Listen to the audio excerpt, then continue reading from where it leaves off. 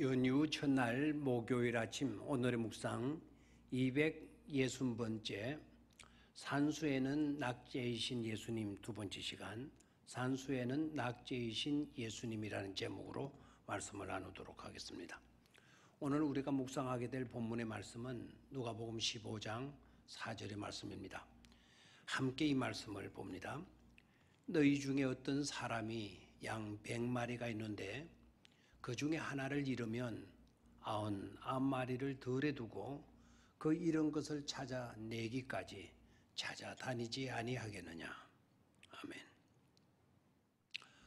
어저께 아침에 이어서 오늘은 예수님의 비유 말씀 가운데서 산수의 어두운 점을 찾아보도록 하겠습니다. 먼저 누가복음 15장에는 잃은 양의 비유, 잃은 드라크마 비유, 잃은 아들의 비유, 세 비유가 나오고 있습니다. 그 가운데 100마리의 양을 먹이던 목동이 양 한 마리를 잃게 된 이야기를 다루도록 하겠습니다. 목동은 그 한 마리의 양을 찾기 위하여 99마리의 양들을 들판에 두고 잃은 양 한 마리를 찾기까지 찾고 또 찾는다고 했습니다. 여기에 문제가 있어 보입니다.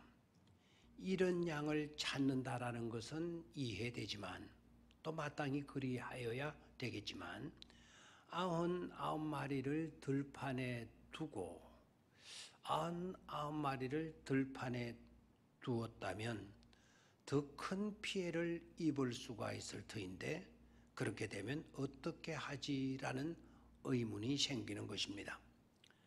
만에 하나 잃은 양 한 마리에 집착하다가 있던 양 10마리를 잃게 되었다면 어떠했겠습니까? 잃은 양도 귀중하고 남아 있는 많은 양 때도 다 중요합니다. 우리에게는 그런 약점이 없지 않습니까? 지난 잃어버린 것들, 상처 입은 것들에 집착하다가 오히려 더 큰 손해를 입고 나빠지는 그런 경우들 너무도 흔합니다. 그래서 상담가나 친구나 어른들이 충고합니다. 이미 입은 손해도 그렇게 아프고 힘든데 더 큰 손해를 입을 짓을 해서는 안 된다라고 말입니다.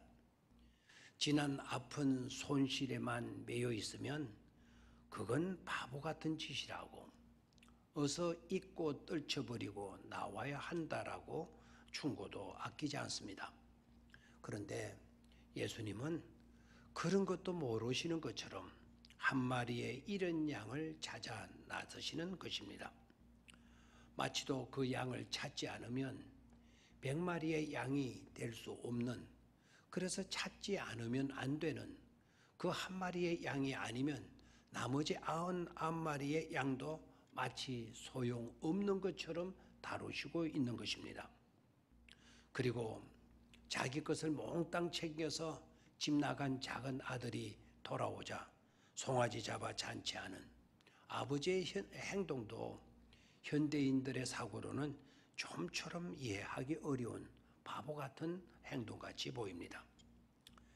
자, 그 다음에 두 번째는 마태복음 20장에 나오는 품삯을 주는 포도원 주인의 비유가 되겠는데요. 이 비유도 너무나도 잘 알고 있는 내용이죠. 먼저 6시에 와서 일하는 사람이나 마지막 1시간 늦장에 와서 1시간 일한 사람들에게나 주인께서 동일한 하루 품삯을 주는 것에서 갈등이 일어나게 되는 이야기입니다. 즉 8시간을 일한 사람이나 1시간 밖에 일하지 않는 사람에게 품삯을 주는 그 주인, 어떻게 보면 이해가 안 되는 너무나도 불공평한 사람인 것처럼 느껴집니다. 대개 경영자들은 돈을 적게 주고 많은 이윤을 창출하고 얻으려고 하는데 이 주인은 오히려 적게 한 일꾼에게 하루 품삯을 다 쳐주고 있는 것입니다.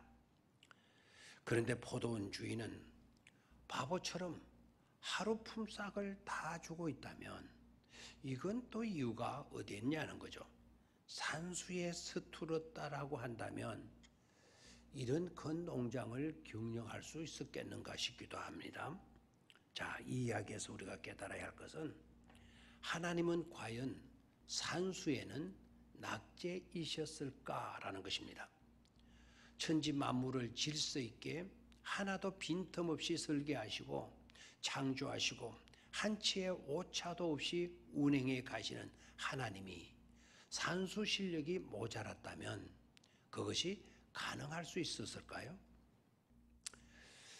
우리 어머니는 세상 계산법을 가지고 우리를 키우시지 않았습니다.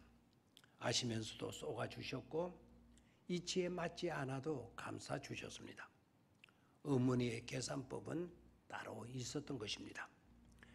전능하신 그리고 전지하신 하나님은 굳이 바보가 되셔서 정말 바보같이 마치 산수에는 낙제이신 것처럼 우리를 대해주시는 이유, 그 이유가 어디엔가 분명히 존재할 것입니다. 세상 셈법으로는 아예 희망조차도 없었던 것이고 하나님의 나라는 세상 계산법으로 다스려지는 세계가 아니고 사랑과 은혜와 신뢰로 다스려지는 세계임을 바보 같은 셈법을 통해서 바보 같은 행동을 통해서 우리에게 분명히 보여주시고자 하신 것이 아니겠는가라는 것입니다.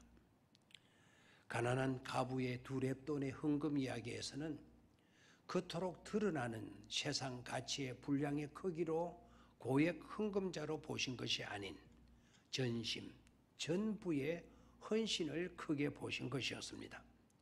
일부분이 아닌 전부 말입니다.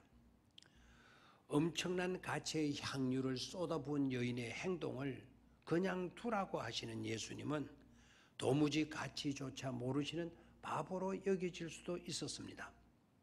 그렇다고 해서 과연 예수님은 산수에는 낙제자였을까요? 우리는 분명히 아셔야 합니다. 마리아가 그 향유를 예수님께 쏟아 부은 일로 인하여서 그 향유가 갖는 세상적 가치보다도 훨씬 더 가치 있는 향유가 될 수 있었던 것입니다. 하나님의 대구속사에 쓰여졌으니까 말입니다. 더 큰 손실을 감수하시면서도 하나를 지키고 찾으시는 것은 그 하나가 바로 나이고 여러분이기 때문입니다. 절대로 없어서는 안 될 자로 말입니다. 품삯을 계산해 주시는 일에도 불공정이 아니고 공정과 약속대로 철저히 하나님은 이행하셨습니다. 그러나 그것으로 그치지 않고 은혜와 사랑과 긍휼로 계산에 맞지 않은 품삯을 주셨던 것입니다. 이 사회에는 공정과 정의만 필요한 것이 아니라 긍휼과 사랑과 은혜도 필수적이라는 사실을 교훈하신 것입니다. 바보 같은 하나님의 셈법으로 인해 우리가 이렇게 살아가는 것임을 말입니다. 감사합니다.